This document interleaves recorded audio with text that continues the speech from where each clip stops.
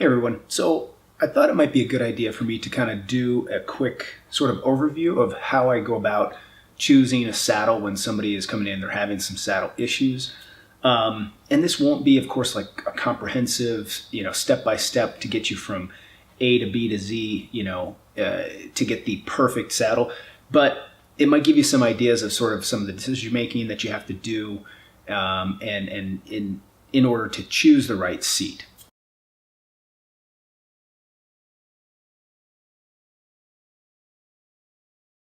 So I thought about this yesterday because I had a client come in and she had this saddle underneath her, and it was a stock sort of OEM saddle that came on her bike, and it's pretty narrow.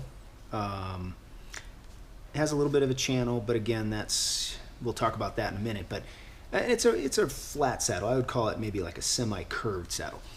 And so we started here, and she was having trouble with this. Now, of course, the first thing we have to do is we have to make sure that her bike fit is set up, and everything is optimized that way. We went through all of that, and the saddle was still a problem. So, where did we go to next? She was kind of a middle of the road sort of as far as aggressive rider, and she's pretty fit though. So we're able to kind of do a middle of the road saddle. I don't have it here because I lent it to her, and I actually have two more that are out also, but we went the WTB Diva, and it's a pretty good option. We'll see how successful it is. It seemed to work pretty well during the fitting. It's got a little bit more width and a little bit more cushioning because she needed to sit a little bit more upright with her torso. But let's say she was an aggressive racer. This saddle might do okay. It certainly is in that same. It would fit someone that's in a little more aggressive position because of the relatively flat profile and because just of the narrow nature of it. So from here, though, we might go if we had someone that was really aggressive, we might go to something like the Sella Italia, the SLR here. Pretty minimalist saddle, a little bit of curve to it. If they were even more flexible, perhaps, or more aggressive, we might go to something like this very flat profile Pro Logo. This is another good option for that. But like I said, for her, we went with this Diva. Another way to go for her, this is like this Pro Logo, this Scratch Pro. It's got a little bit of cushioning and a little bit of contour to it, but still plenty of flat surface to sit on back in this area. And of course, there is the female version, I guess you could say, which I've actually used pretty successfully with some men. So don't let the gender of the saddle throw you. But let's go the opposite direction. Let's say we have someone that's really inflexible, or perhaps they ride a much less aggressive position. We could go with something like this Physique Aliante. It's a really good saddle for that sort of rider. Perhaps a version of the Sella SMP here. It's a very curved saddle with a very wide channel. This, I found that actually really channels, if they're going to be truly successful at relieving pressure, they really have to be pretty pronounced like that. But this can be a good saddle. I have a few of these with indifferent amount of cushioning that really do well because they the contour of this will really work well with somebody that is maybe not very mobile or not very dynamic on their seat. Maybe they're not a very aggressive rider perhaps, and they need to sort of be locked in to a position. This sort of hammocked or slung saddle can do a good job of that.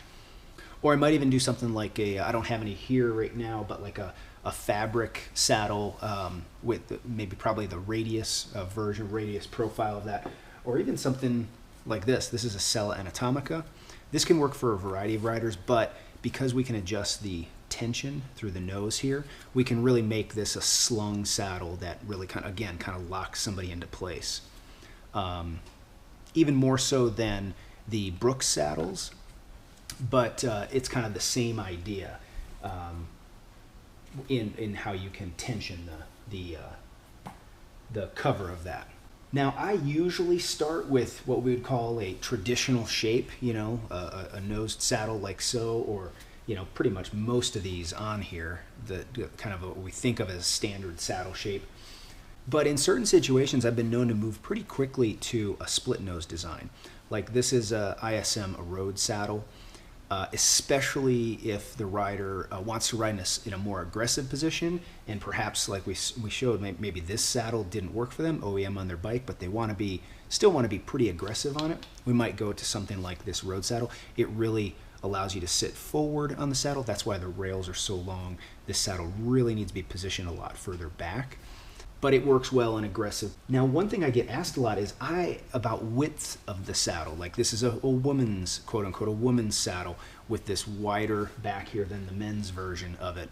And I actually don't get caught up on width and the person's size necessarily quite as much. I'll correlate width to how aggressively they ride. So the more aggressive the rider, the narrower the saddle I'm going to go with. Because as the pelvis tips forward, we're actually sitting on a narrower surface. And now I know I've hit these some before, but I do really like the Fizik Aliante saddle. I like the Diva, as I mentioned. They're really good. I call them vanilla saddles. They fit a lot of people really well.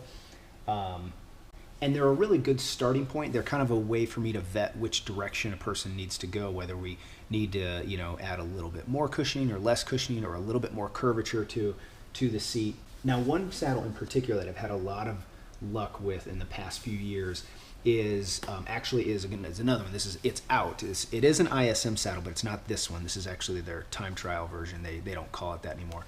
But it is a split nose saddle design, and I have really had good success even when I've used it under somebody that was not terribly flexible per se, or maybe they really struggled with numbness on traditional saddles. They would really struggle to keep pressure off of the middle of the saddle, even with, it didn't matter, what torso position they were in, however upright they were still struggling with that amount of pressure on the perineum and getting numbness in a lot of cases.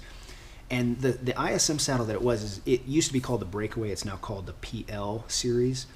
And it has a little bit longer sort of split nose here and just a bit of cushioning, and there's actually a little different shape to these little horns on the front.